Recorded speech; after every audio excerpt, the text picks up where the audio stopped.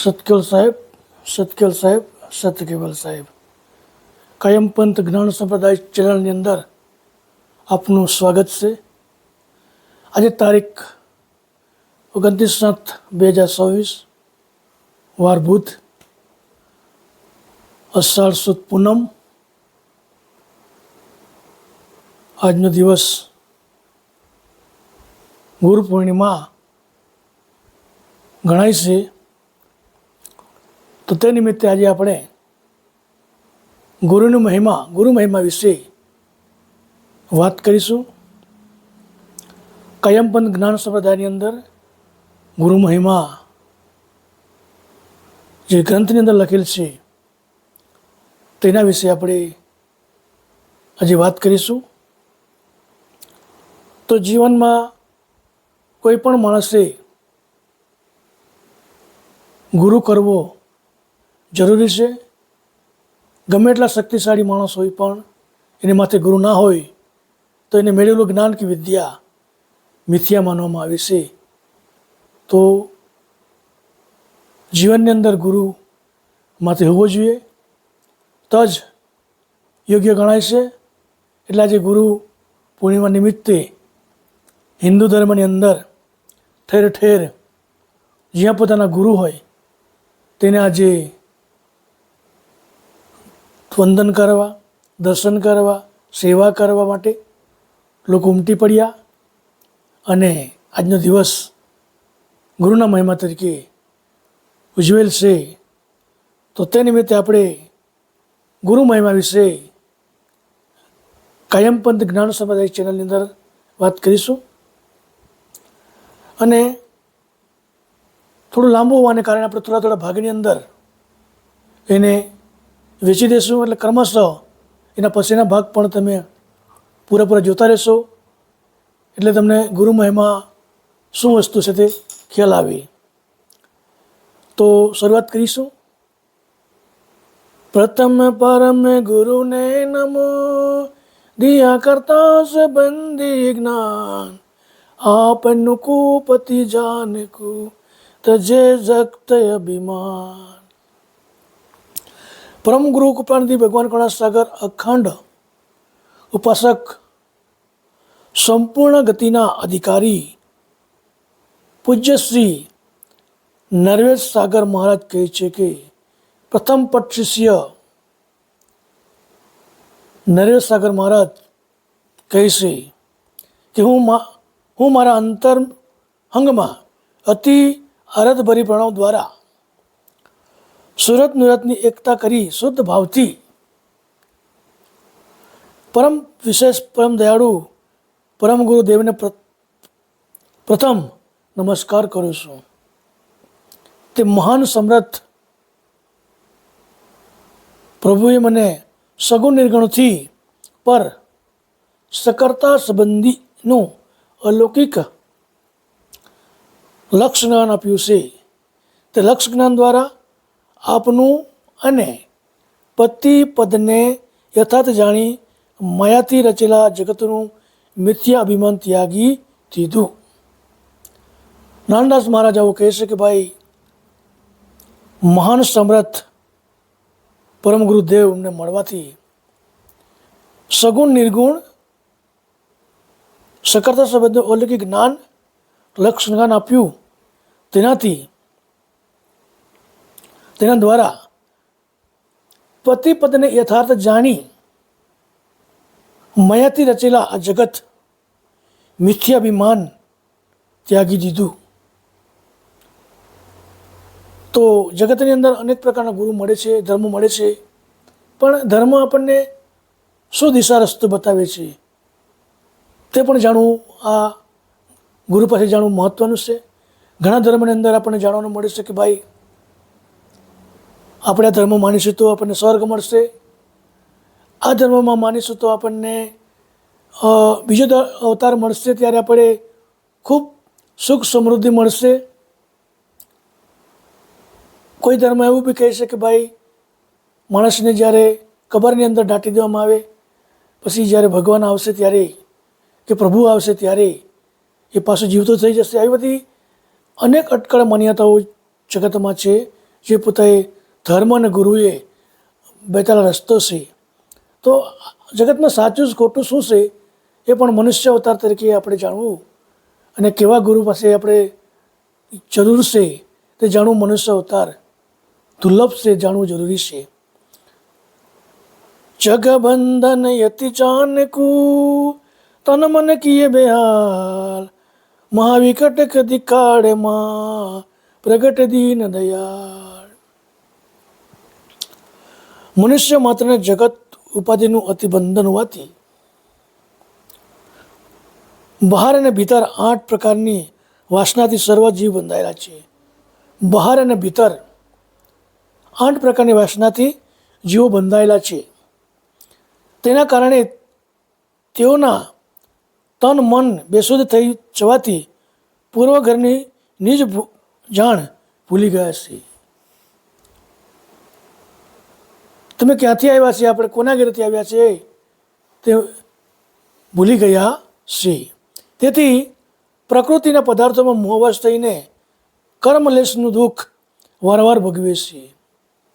પ્રકૃતિના મોહમાં આવીને કુદરતી જે રચેલી દુનિયા છે, મોહમાયા, તેની અંદર મોહવશ થઈને માણસ અમારી મિલકત, અમારી ખેતી, અમારું ઘર, અમારો ધંધો, આવી બધી અનેક પ્રકારના વાસનાઓ કે મોહ જગતમાં જે માણસને ફરી મનુષ્યતા લઈને હું ખૂબ સુખ ભોગવીશ, આ અનેક પ્રકારની વાસના મનુષ્યના જીવનમાં છે. એના કારણે વારંવાર 84 લાખ પ્રકારના અવતાર માણસ લે છે, જન્મે છે, મરે છે, તેમાંથી મુક્ત થતો નથી.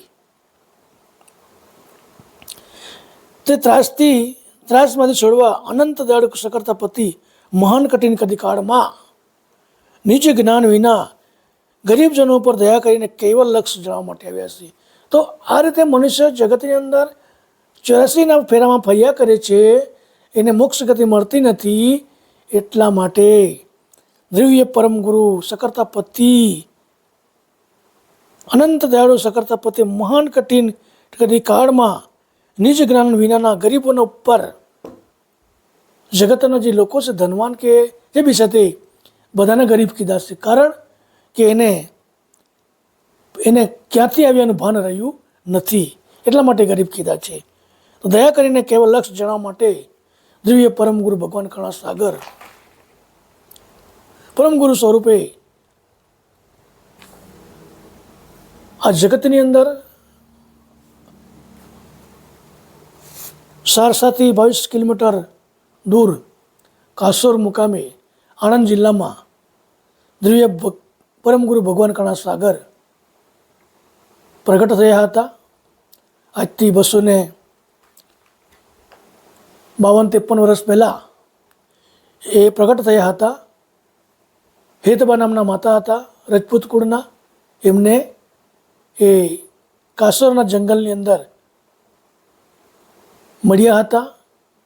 એમનો છોકરો જ્યારે હેતબા જ્યારે શેર તળાવમાં પાણી પીવા જાય છે, ત્યારે એ બાળકને ઊંઘાડીને પાણી પીવા માટે તળાવમાં જાય છે, ત્યારે એક વરુ ટાઈપનું પ્રાણી આવીને બાળકને ઉચકીને ચાલતું થાય છે.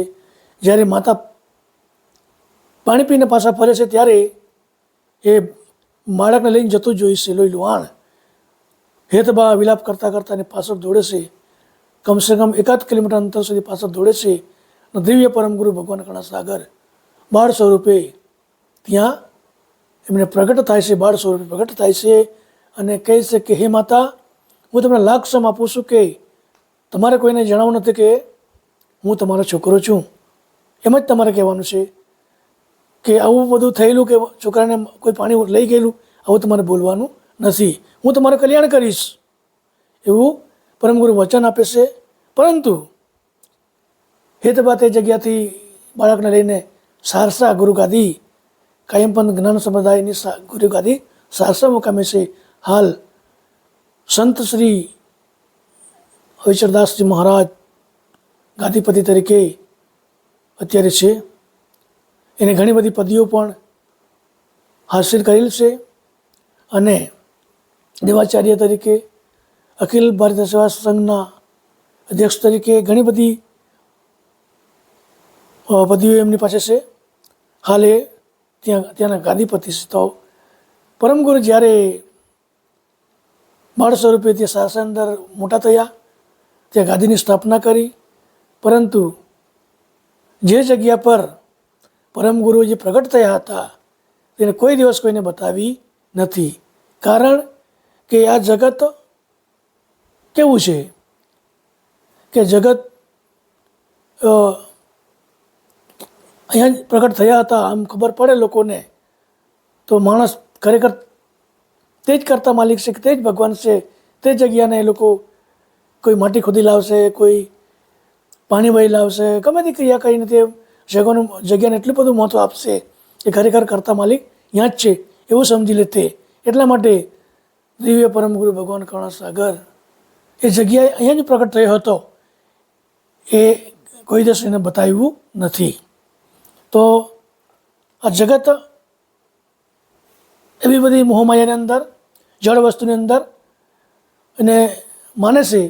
એના કારણે જે કંઈક જ્ઞાન જે પરમગુરુને કે કેવલ માલિકને પ્રાપ્ત કરવાનું છે, ચેતન જ્ઞાન જેને કહેવાય તે, તેના બદલે તેને વધારે મહત્ત્વ આપવા માટે એટલા માટે પરમગુરુએ જગ્યા બતાવી નથી.